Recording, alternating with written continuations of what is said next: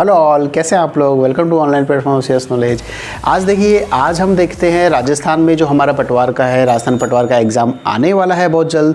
तो उसको लेकर के जो हमारा मैथ का सिलेबस है वो मैंने यहाँ पे लिखा है, और ये मैथ और रीजनिंग का पूरा सिलेबस है। इसी में से क्वेश्चन आते हैं, ज़्यादा वेटेज नहीं है इसमें मैथ का, लेकिन फिर भी हम कह सकते हैं मैथ का जो हमारा वेटेज रहेगा टोटल 100 क्वेश्चन का अगर हम उसमें वेटेज मान के चलते हैं तो 30 क्वेश्चन हमारे यहाँ पे जो पार्ट रहेगा वो मैथ का पार्ट रहेगा। ठीक है, उसके बाद में अगर क्वेश्चंस की बात करें तो क्वेश्चन की संख्या होगी यहाँ पे 45 क्वेश्चंस यहाँ पे आपके आने वाले हैं। नंबर्स की बात करें तो वो 300 में से 90 नंबर का पेपर आपका मैथ का होने वाला है।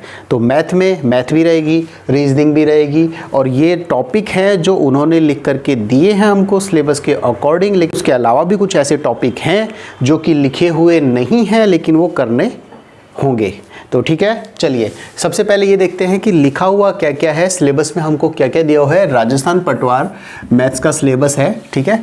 तो इसमें देखिए, ये पोर्शन तो हो गया आपका रीजनिंग का है। इसमें मेकिंग सीरीज, एनालॉजी है, फिगर मैट्रिक्स क्वेश्चन है, क्लासिफिकेशन वर्गीकरण है आपका, अल्फ़ाबेटिकल टेस्ट है आपका, पैसेज कंक्लूजन है। इसमें से सवाल रेयरली ही पूछते हैं, ज़्यादा पूछते नहीं हैं, लेकिन अगर पूछेंगे तो इसमें 2-3 क्वेश्चन का सेट होगा।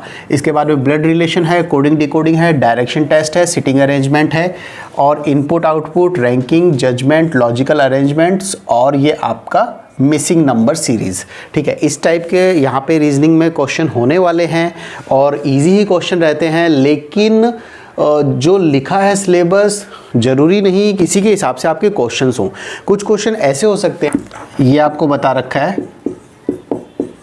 यहाँ पे इन्होंने कोई आकृति दे दी है, क्रॉस, ज़ीरो, एरो, ये डाउन, और ये कुछ भी ऐसा मान लीजिए। ठीक है, इसके बाद में इन्होंने नेक्स्ट आकृति पूछी है कि अगली आकृति कौन सी होगी, अगली आकृति कौन सी होगी, अगली आकृति कौन सी होगी, इनमें कुछ रिलेशन होता है। तो this is the part of non verbal reasoning. तो इन्होंने पूछा, इन्होंने बताने के लिए सिलेबस में लिख दिया कि हाँ भाई ये सब चीज़ें, लेकिन आएगा इसमें कुछ भी आ सकता है, तो प्रिपेयर रहना है हर चीज़ों के लिए। ठीक है, इसके बाद में ये तो आपका रीजनिंग का हो गया। इसके बाद में देखिए मैथमेटिक का यहाँ से है, मैथमेटिकल ऑपरेशंस है, average, ratio, area, volume, percent, interest में एसआई और सीआई वाला, और ये आपका यूनिटी मेथड और प्रॉफिट लॉस। और इसके अलावा जो चीज़ उन्होंने नहीं मेंशन करी है वो है आपकी मैथ में सीरीज़, आपका ये नंबर सिस्टम, आपका ये सिंप्लीफिकेशन। तो ये सब चीज़ें कुछ ऐसी हैं जो इन्होंने मेंशन नहीं करी है, लेकिन जो सिंप्लीफिकेशन करेंगे हम लोग, उसी से फिर आगे के मैथ के जो हमारे टॉपिक्स हैं वो क्लियर होंगे। और हाँ, पटवारी में देखिए, आपको मैं बता देता हूँ, ऊंचाई वाले क्वेश्चन आते हैं आपके। ये जो उन्नयन कोण, अवनमन कोण, ये आपका पार्ट है। इसके अंदर ये होता है कि एक पुल दे रखा है, पुल के बगल में एक खंभा लगा हुआ है, पोल लगा हुआ है, या फिर कोई पेड़ लगा हुआ है, पेड़ की एक शाखा टूट करके गिर गई है यहाँ पे, तो पुल की, नदी की चौड़ाई आपसे पूछी है। तो इस टाइप के क्वेश्चन भी यहाँ पे पूछ सकते हैं। और देखिए, और इसमें एरिया और वॉल्यूम के क्वेश्चन तो यहाँ पे बता ही दिए हैं, एरिया और वॉल्यूम के क्वेश्चन तो यहाँ पे आ जाएंगे, क्षेत्र मिति वाले क्वेश्चन भी आ जाएंगे। इसके अलावा यहाँ पे जो मैट्रिक्स के क्वेश्चन होते हैं, मैट्रिक्स के क्वेश्चन होते हैं, और होते हैं आपके स्टेट्स के क्वेश्चन होते हैं, कुछ मीन मोड मीडियन के क्वेश्चन होते हैं। तो उस टाइप के क्वेश्चन भी होते हैं, हालांकि वो सिलेबस में मेंशन नहीं किए, पर उस टाइप के क्वेश्चन करके जाने हैं। ठीक है, तो और बाकी उन क्वेश्चन से रिलेटेड जो मैं आपको टॉपिक्स बता रहा हूँ, जो जिन टॉपिक्स का मैंने यहाँ पे नाम लिया है, उनको लेकर के मैं आपके लिए वीडियो बना दूँगा। और जितने भी हैं, जो भी टॉपिक हैं, उनके किस प्रकार उनको करना है, फास्टेस्ट वे क्या है उनको करने का, वो सब मैं आपको अपने अगले वीडियोस में वो सब चीज़ें मेंशन कर दूंगा, तो सारी चीज़ उसमें बता दूंगा। तो आज का जो मेन था वो मेरा यही था कि सिलेबस के बारे में थोड़ा सा चर्चा कर लेते हैं, बात कर लेते हैं कि ये है आपका मैथ का सिलेबस, और मैथ के सिलेबस के अकॉर्डिंग आपको कैसे प्रिपेयर करना है। कुछ टॉपिक्स हैं यहाँ पे जो कि बताए हुए हैं, और कुछ हैं जो नहीं बताए हुए। तो सभी प्रकार के टॉपिक हमको यहाँ पे करने हैं। तो आज की क्लास में थोड़ा सा देख लेते हैं सिंप्लीफिकेशन के। मैं आपको 1-2 चीज़ें बता देता हूँ कि किस टाइप का हमारा सिंप्लीफिकेशन का यहाँ पे रहने वाला है। देखिए, सिंप्लीफिकेशन में और नंबर सिस्टम में सिंप्लीफिकेशन पार्ट होता है कई सारी चीज़ों का मिलकर के नंबर सिस्टम है। इसमें देखिए अवास्तविक होती है, वास्तविक, सम्मिश्र मतलब इन दोनों का मिक्सचर हो जाएगा वो, ठीक है। और इसके अलावा दशमलव वाली होगी इसके अंदर संख्या, जो आपकी दशमलव हो गई, ये आपकी पूर्णांक हो गई, ठीक है। इसके अलावा पहले देखिए यही देख लेते हैं क्या होता है। अवास्तविक के अंदर ये होता है जो अंडर रूट के अंदर कोई मान लीजिए संख्या है, ठीक है, तो वो अवास्तविक संख्याएं हो जाएंगी, क्योंकि रियलिटी में ऐसी संख्या होती नहीं है। वास्तविक संख्या में ये हो जाएगा आपको घन पूर्णांक हो जाएगी, कोई घन वाली संख्या हो जाएगी, वर्ग वाली संख्या हो जाएगी, ठीक है, वास्तविक संख्या होगी, ये हो गई। इसके अलावा इसके अंदर परिमेय में मान लीजिए बटे में हो गई, मतलब जो संख्याएं अवास्तविक नहीं होती, अवास्तविक के अलावा जितनी भी संख्याएं हैं वो यहाँ पे वास्तविक संख्याओं की कैटेगरी में आती है। सम्मिश्र में इन दोनों का मिक्सचर ले लीजिए आप, कुछ भी, ठीक है। और दशमलव के अंदर पॉइंट्स वाली संख्याएं है ही,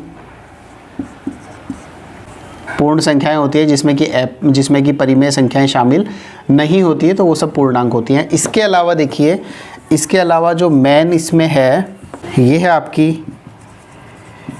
प्राकृत संख्याएं, ठीक है, प्राकृत संख्याएं हो गई, ये आपके हो गए प्राकृत संख्याओं को बोलते हैं यहाँ पे नेचुरल नंबर्स, ठीक है, नेचुरल नंबर्स हो गए। यहाँ पे नेचुरल नंबर्स कौन से होंगे आपके, इतने भी है 1 2 3 4 5 6, इसमें इसकी विशेषता क्या होती है प्राकृत संख्याओं की, इसमें ज़ीरो इंक्लूड नहीं होता, ठीक है, ये है नॉट इंक्लूडेड, ज़ीरो नहीं होता इसके अंदर।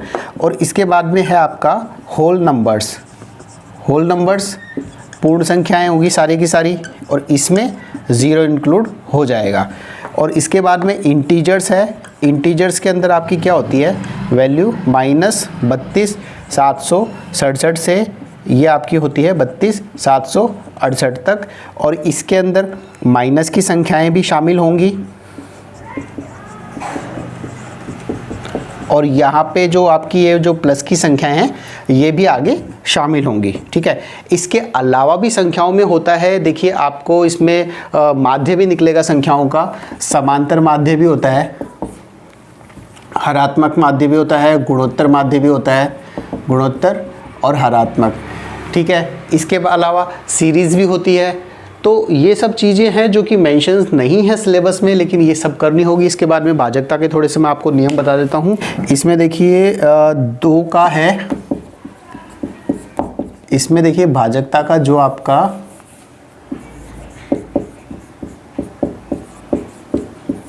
भाजकता का जो आपका नियम है 2 का, तो आपको पता है कि इसके अंदर सम संख्या होनी चाहिए लास्ट के अंदर 2 4 6 8 10, ठीक है। और 3 का जो नियम है उसमें आपको पता ही है, 3 का जो नियम है उसमें जो अंकों का योग है किसी भी संख्या का, मान लीजिए अंकों का, किसी भी संख्या के अंकों का योग ऐसा होना चाहिए जो कि 3 से विभाजित हो, यानी कि 10 और 8 18, ये आपका 18 हो गया, ये 3 से विभाजित है यहाँ पे, तो ये यहाँ पे ये पूरी संख्या भी 3 से विभाजित हो जाएगी, ठीक है।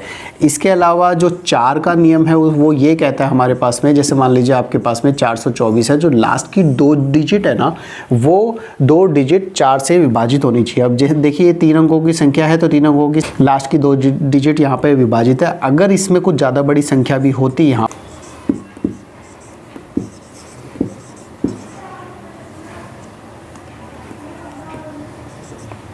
ये मान लीजिए, तो ये वाली संख्या भी 4 से विभाजित होगी, ठीक है। तो ये आपका 4 का नियम है, 3 का नियम है, 2 का नियम है। 5 के नियम में आपको पता है कि लास्ट के अंदर 0 और 5 होना चाहिए, और 6 के नियम में आपको पता है अगर वो संख्या 2 से भी विभाजित है, 3 से भी विभाजित है, दोनों से विभाजित है, तो वो 6 से भी विभाजित हो जाएगी। 7 के नियम में ये है कि आपके जो अंकों की पुनरावृत्ति है वो 6 बार 12 बार होनी चाहिए। उसके अलावा और भी हैं, गुणा की भी कुछ ट्रिक्स है, जो मल्टीप्लिकेशन की है, मल्टीप्लिकेशन की भी कुछ यहाँ पे ट्रिक्स है। देखिए जैसे 40 और यहाँ पे दे रखा है 40 छोड़िए, ये जैसे 17 और 19 इन दोनों को आपस में मल्टीप्लाई करना है, तो आप कैसे करेंगे यहाँ पे मल्टीप्लाई, तो इसको स्टेप्स में मल्टीप्लाई कर सकते हैं। वैसे तो इसका रूल होता है, जैसे मान लीजिए यहाँ पे ए बी है और ये सी डी है, तो रूल के अकॉर्डिंग करेंगे तो यहाँ पे बी डी हो जाएगा, यहाँ पे ए डी इंटू जाएगा और लास्ट के अंदर ये AC हो जाएगा।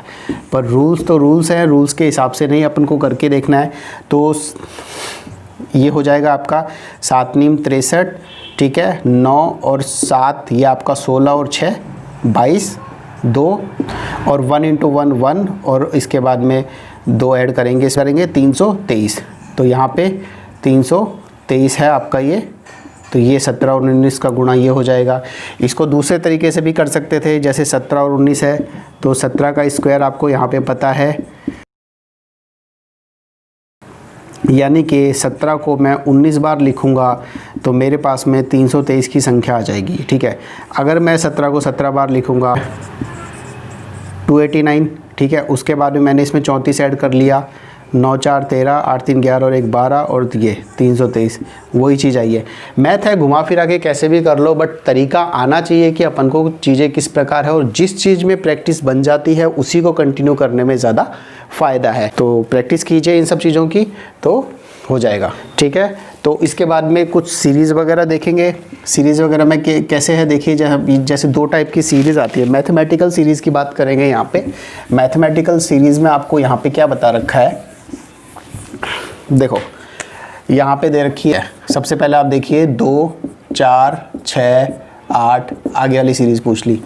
उसके बाद में अगली सीरीज़ कई प्रकार की होती है, देखिए। उसके बाद में 2 3 5 8 12 17, इसमें से मान लीजिए 12 इन्होंने गायब कर दिया। तो अब ये पूछ लेंगे कि मिसिंग नंबर यहाँ पे कौन सा रहेगा। तीसरा है, इसमें तीसरे टाइप की सीरीज़ इसमें पूछते हैं यहाँ पे कि ये जैसे इन्होंने दे दिया